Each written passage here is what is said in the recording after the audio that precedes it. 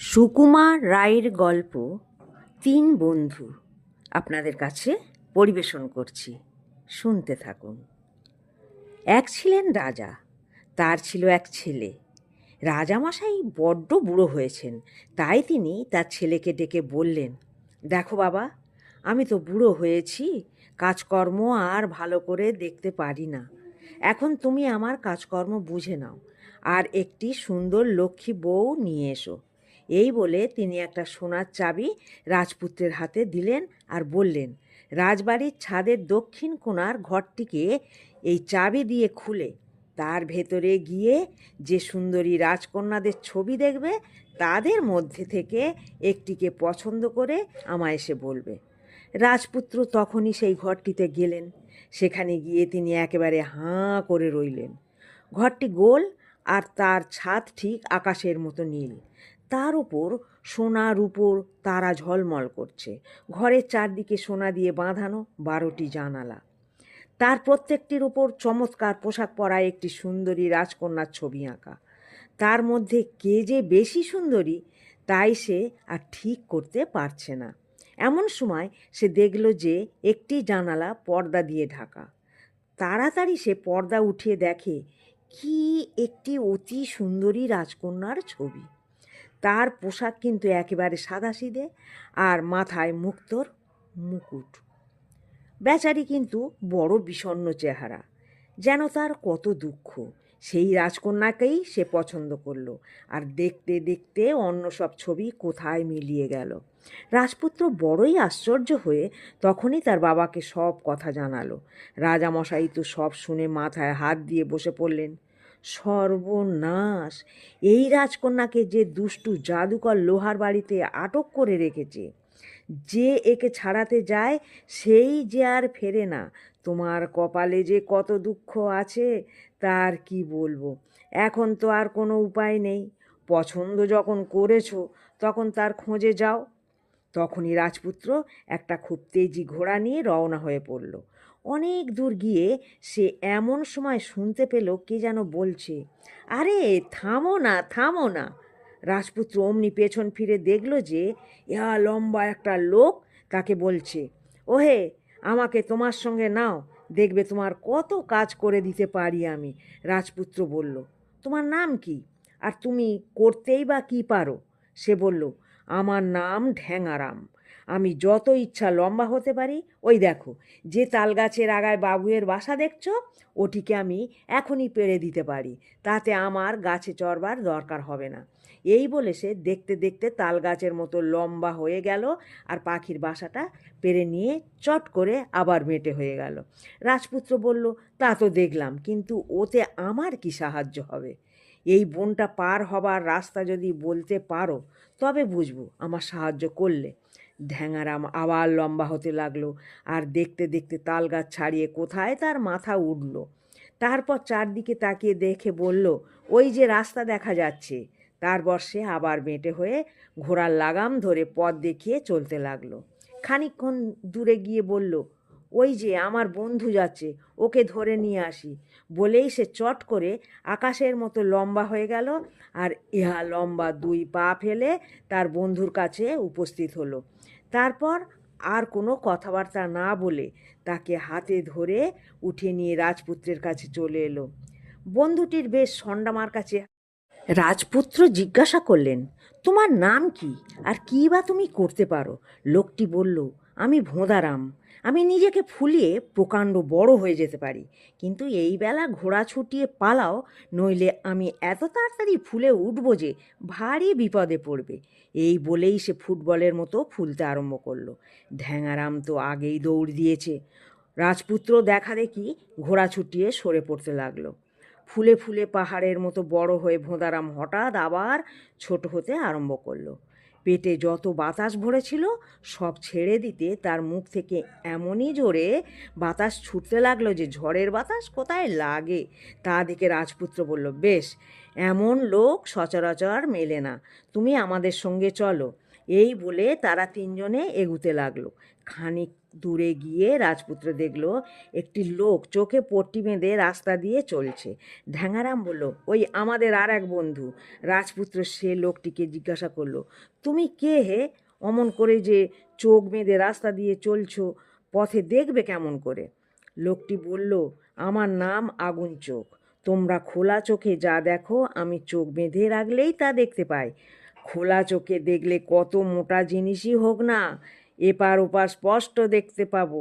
ভালো করে কোনো জিনিসের দিকে একদৃষ্টে তাকিয়ে থাকলে সেটা হয় 1000 টুকরো ভেঙে যাবে, নইলে পুড়ে ছাই হয়ে যাবে।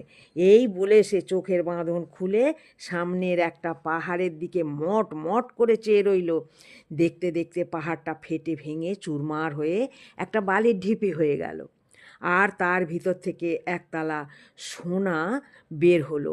আগুন চোখ সেই সোনার তালাটা রাজপুত্রকে দিল।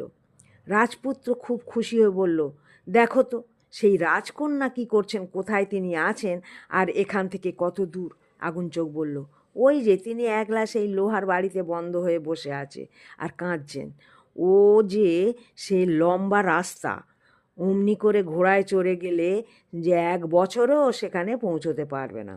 অবশ্য ঢ্যাঙারাম যদি নিয়ে যায় তবে সন্ধ্যার আগেই সেখানে পৌঁছে যাবে। অমনি ঢ্যাঙারাম আর তিনজনকে কাঁধে নিয়ে রওনা হলো। সন্ধ্যার সময় সেই লোহার বাড়ির দরজা তারা পৌঁছে দেখল দরজা খোলা রয়েছে। তাই দেখে যেই তারা ভিতরে ঢুকেছে অমনি দরজা ধড়াম করে বন্ধ হয়ে গেল, আর তারা সেই বাড়ির মধ্যে বন্দি হয়ে গেল। তখন আর কি করে, তারা এদিক ওদিক ঘুরে সব দেখতে লাগলো। চারদিক অনেক লোকজন, তাদের খুব জমকালো পোশাক, কিন্তু কেউ নড়ে না চড়ে না, সব যেন পাথর হয়ে রয়েছে। বাড়ির চারদিকে ঘুরতে ঘুরতে তারা খাবার ঘরে এসে পৌঁছেছে। সেখানে 4 জনের জন্য নানা রকম সুন্দর খাবার সাজানো রয়েছে। দেখে তারা পেট ভরে খেয়ে নিল। তারপর তারা শোবার জোগাড় করবে, সেখানে যাবে। এমন সময় হঠাৎ দরজা খুলে গেল, আর একটা বুড়ো কুঁজো বিদঘুটে লম্বা পাকা দাড়িওয়ালা লোক একটি অতি সুন্দর রাজকন্যার হাত ধরে ঘরে ঢুকলো। রাজপুত্রকে দেখেই বুড়ো লোকটা বলল, বাপু হে, সব জানি আমি। রাজকন্যাকে তো নিতে চাচ্ছ, কিন্তু 3টি রাত যদি তাকে রক্ষা করতে পারো, তার আগে যদি সে হারিয়ে না যায়, তবেই তাকে পাবে, নইলে এই এতগুলো লোকের মতো তুমিও পাথর হয়ে যাবে। এই বলে সে রাজকন্যাকে একটা চৌকিতে বসিয়ে দিয়ে চলে গেল। রাজপুত্র তো মেয়েটিকে দেখে বড় খুশি। সে তাকে কত কথা জিজ্ঞাসা করলো, কিন্তু মেয়েটি কিছুই বলে না, হাসেও না। তারপর যখন রাত বেশি হয়ে এলো তখন ঢ্যাঙারাম লম্বা হয়ে ঘরের চারদিকে ঘিরে রইল। ভোঁদারাম মোটা হয়ে ফুলে তার পেট দিয়ে দরজার ছেঁড়া পর্যন্ত বন্ধ করে রাখলো। একটি ইঁদুরও ঢুকতে পারল না। আর আগুন চোখ চারদিকে খুব হুঁশিয়ার হয়ে তদবির করতে লাগলো। কিন্তু সকলেই বড় ক্লান্ত হয়েছিল, তাই কিছুক্ষণ পরে সকলেই খুব নাক ডাকে ঘুমোতে লাগলো। ভোরবেলা রাজপুত্রের আগেই ঘুম ভেঙে গেল, আর সে দেখল যে রাজকন্যা ঘরে নেই। তখন যে তার দুঃখ হলো, খুবই দুঃখ। সে তাড়াতাড়ি আর 3 জনকে জাগিয়ে দিল, আর তখন কি করতে হবে জিজ্ঞাসা করলো। আগুন চোখ বলল, ভয় কিসের? ওই যে আমি তাকে দেখতে পাচ্ছি। এখান থেকে 100 মাইল দূরে একটা বন আছে, সেই বনে একটা আম গাছ আছে, তাতে একটা আম ফলেছে। তারই আঁটিটি হচ্ছে সেই রাজকন্যা। ঢ্যাঙারাম আমাকে কাঁধে নিয়ে চলুক, আমরা এখনই তাকে আনছি। অমনি ঢ্যাঙারাম আর কথাবার্তা না বলে আগুন চোখকে কাঁধে তুলে নিল, আর 10 মাইল লম্বা এক পা ফেলে মুহূর্তের মধ্যে সেখানে পৌঁছে গেল। তারপর আমের আঁটি আনতে আর কতক্ষণ লাগে? সেই আঁটিটি রাজপুত্রের হাতে দিয়ে আগুন চোখ বলল, এটাকে মাটিতে ছুঁড়ে মারো। আর রাজপুত্র কথা মতো কাজ করা। রাজকন্যা এসে হাজির। সূর্য উঠবার একটু পরেই সেই বুড়ো হাসতে হাসতে এসে দরাম করে দরজা খুলে বলল, রাজকন্যাকে দেখে বেচারে এমন চমকে গেল যে আর একটু হলেই সে পড়ে যেত। তারপর রাগে গজগজ করতে করতে সে রাজকন্যাকে নিয়ে চলে গেল। সেদিন সন্ধ্যা আবার বুড়ো এসে রাজকন্যাকে রেখে গেল। রাজপুত্র আর 3 বন্ধু সে রাত্রে জেগে থাকবার খুবই চেষ্টা করেছিল, কিন্তু দুপুর রাত্রের আগেই সকলে ঘুমিয়ে নাক ডাকতে আরম্ভ করলো। ভোরের বেলা রাজপুত্র আগে জেগেই দেখল রাজকন্যা নেই। অমনি অস্থির হয়ে তাড়াতাড়ি 3 বন্ধুকে জাগিয়ে দিয়ে বলল, আগুন চোখ, শিগগির দেখো রাজকন্যা কোথায় গেল। সকাল যে হয়ে এলো। আগুন চোখ জেগে উঠে চোখ রগড়ে বলল, এই যে আমি তাকে দেখছি, এখান থেকে 200 মাইল দূরে একটা পাহাড় আছে, সেই পাহাড়ের মধ্যিখানে একটা পাথর আছে, সেইটি হলো রাজকন্যা। ঢ্যাঙারাম যদি নিয়ে যায় তবে আমি রাজকন্যাকে আনবো। যেমন বলা তেমনি কাজ। ঢ্যাঙারাম তখনই আগুন চোখকে কাঁধে নিয়ে 20 মাইল লম্বা একটা পা ফেলে মুহূর্তের মধ্যে সেখানে হাজির হলো।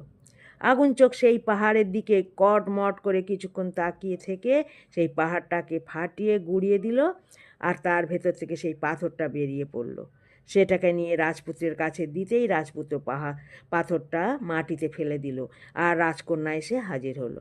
সেদিন বুড়ো এসে রাজকন্যাকে দেখে চটে গেল, কিন্তু কি আর বলবো, 2 হাতে মাথার চুল ছিঁড়তে লাগলো। আজ রাত্রে দেখব তোর বেশি ক্ষমতা না আমার বেশি ক্ষমতা, হয় তুই মরবি নয় আমি মরব। সে রাত্র রাজপুত্র আর 3 বন্ধু রাজকন্যাকে পাহারা দিতে লাগলো, কিন্তু সেদিনও দুপুর রাতের আগেই সকলে ঘুমিয়ে পড়ল, আর রাজকন্যা কোথায় জানি হারিয়ে গেল। ভোরের বেলা রাজপুত্র জেগে দেখলো রাজকন্যা নেই। অমনি সে আগুন চোখকে ঠেলা দিয়ে জাগিয়ে বলল, শিগগির দেখো রাজকন্যা কোথায় গেল। আগুন চোখ কিছুক্ষণ চারদিকে তাকিয়ে তারপর বলল, এবার তাকে দেখছি, ওই যে 300 মাইল দূরে কালো জলের সাগর আছে, তার মাঝখানে জলের তলা একটা শামুক আছে, সেই শামুকের মধ্যে আংটি আছে, সেটিই রাজকন্যা। এখন চেষ্টা করলে আমি আর ভোঁদারাম ঢ্যাঙারামের ঘাড়ে চড়ে সেখানে গিয়ে রাজকন্যাকে উদ্ধার করে আনতে পারি। এ কথা বলা মাত্র ঢ্যাঙারাম আগুন চোখ আর ভোঁদারাম কাঁধে নিয়ে 30 মাইল লম্বা এক পা ফেলে মুহূর্তের মধ্যে সেখানে গিয়ে হাজির হলো। তারপর ভোঁদারাম নিজের শরীরটা ফুলিয়ে পাহাড়ের চেয়ে বড় করে চোঁ চোঁ শব্দে সাগরের জল খেতে আরম্ভ করলো। দেখতে দেখতে জল এত কমে গেল যে ঢ্যাঙারাম অনায়াসে শামুকটা তুলে এনে তার ভেতর থেকে আংটি বার করে নিল। এদিকে রাজপুত্র তো বড়ই অস্থির হয়ে পড়ল। সকাল হয়ে গেল, তবু 3 বন্ধুই ফেরে না। এমন সময় সেই বুড়ো হাসতে হাসতে দরজা খুঁড়ে ঘরে ঢুকলো, কিন্তু কোনো কথা বলার আগেই ঠন করে জানলার কাঁচ ভেঙে সেই আংটিটা এসে ঘরে পড়ল, আর রাজকন্যা উঠে দাঁড়ালো। আগুন চোখ সেই 300 মাইল দূর থেকে সব দেখতে পেয়েছিল, আর তাই সে ঢ্যাঙারামকে আংটিটা ছুঁড়ে দেবার কথা বলেছিল। ঢ্যাঙারামও প্রকাণ্ড লম্বা হাত বার করে আংটিটাকে সাঁই করে ছুঁড়ে ঠিক ঘরের ভেতরেই ফেলে দিল, আর রাজপুত্র বেঁচে গেল। বুড়ো বেচারার যা তখন দুরবস্থা, তার চোখ কপালে উঠে গেছে, দাঁতে দাঁত লেগে গেছে, আর থরথর করে কাঁপছে। কিছুক্ষণ পরে সে ধোঁয়া হয়ে গেল, আর একটা দাঁড় কাক সেই ধোঁয়া থেকে বেরিয়ে কা কা করতে করতে উড়ে চলে গেল। সে বাড়ির যত লোকজন পাথর হয়েছিল তারাও তখন বেঁচে উঠল, রাজপুত্রের কাছে এসে হাত জোর করে দাঁড়ালো। তারপর সকলকে নিয়ে রাজপুত্র খুব ধুমধাম করে বাড়ি ফিরল। সেখানে বুড়ো রাজার আর দেশ শুদ্ধ লোকের যা আনন্দ হয়েছিল সেদিন, 3 বন্ধু কিন্তু রাজপুত্রের দেশে ফিরল না, তারা সেই জঙ্গলেই ফিরে গেল। রাজপুত্র তো কত সাদাসাদি করলো, কিন্তু তারা কিছুতেই যেতে রাজি হলো না।